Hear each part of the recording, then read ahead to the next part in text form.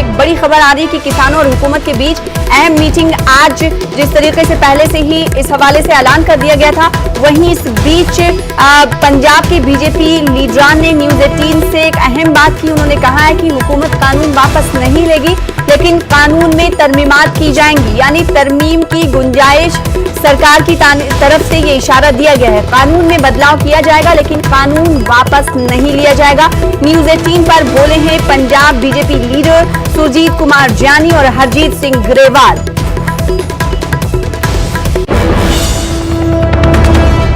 इस वक्त की बड़ी खबर, जहां 5वें दौर की मुलाकात आज किसानों और सरकार के दरमियान होने वाली है। इस बीच पंजाब बीजेपी लीडर्स ने न्यूज 18 से बातचीत करते हुए कहा कि कानून में बदलाव किया जाएगा, लेकिन कानून को वापस नहीं लिया जाएगा।